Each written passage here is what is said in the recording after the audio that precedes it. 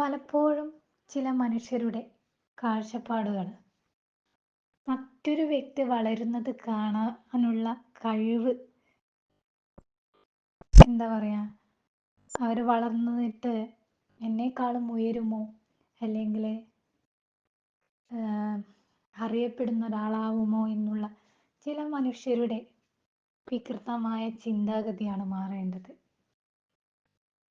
ഒരു വ്യക്തി വളരുമ്പോൾ സ്വയം ആർജിച്ചെടുത്ത കഴിവിലൂടെ സ്വയം തൻ്റെ ചിന്തകളിലും അതുപോലെ തനിക്ക് ഉള്ള കഴിവുകളെ മുന്നിട്ടിറക്കുമ്പോൾ ആദ്യം പറയുന്ന ഒരു വാക്കായിരിക്കും അത് കൊള്ളത്തില്ല, അല്ലെങ്കിൽ എന്തോ പോലെയായി എന്നൊക്കെ പറയുന്ന ചില വാക്കുകൾ. ഞാനിത് ഇവിടെ പറയാൻ കാരണം, നാഗ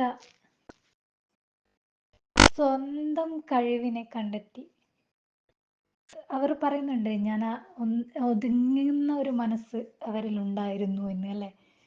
ഒതുങ്ങുന്ന, ആരോടും തർക്കത്തിനോ ഒന്നിനും പോകാതെ തൻ്റെ ജീവിതത്തിലൂടെ വരുന്ന നിമിഷങ്ങളെ, അല്ലെങ്കിൽ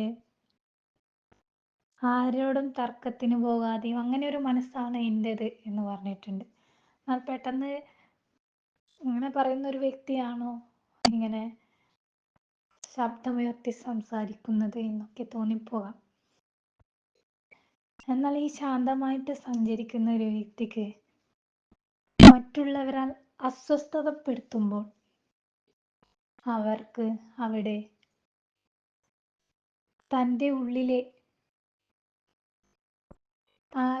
എന്താ പറയുക, തൻ്റെ ഉള്ളിൽ വരുന്ന കോപത്തെ എടുത്ത് കാട്ടപ്പെടുന്നു. അപ്പോഴാണ് പറയുന്ന ഒരു വാക്കുണ്ട്, നിന്നിൽ നിന്ന് ഇതൊന്നും പ്രതീക്ഷിച്ചില്ല, അല്ലെങ്കിൽ നീ ഇത്രക്കും ഒരു കഠിന ഹൃദയമുള്ള ഒരാളായിരുന്നു എന്നൊക്കെയുള്ള വർത്തമാനങ്ങൾ. ഇതൊക്കെ എൻ്റെ ചിന്തയിൽ വരുന്നതാണ്, ഞാനിത് പറഞ്ഞു വെക്കുന്നു എന്ന് മാത്രമാണ്. ചില മനുഷ്യരുടെ കാഴ്ചപ്പാടുകളൊക്കെ കാണുമ്പോൾ എനിക്കങ്ങനെ തോന്നിയിട്ടുമുണ്ട്.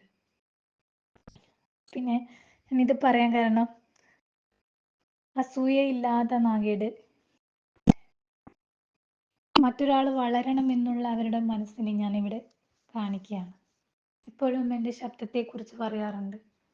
അവർക്ക് സ്വയം ചിന്തിക്കാം, ഞാൻ മാത്രം വളരണം, അല്ലെങ്കിൽ എൻ്റെ ശബ്ദം മാത്രം അറിയപ്പെട്ടാൽ മതി എന്നൊക്കെ ചിന്തിച്ചു കഴിഞ്ഞാൽ അവരൊരു സ്വാർത്ഥമതിയാകും. എന്നാൽ തന്നിലേക്ക് വരുന്നവരെ കൂടി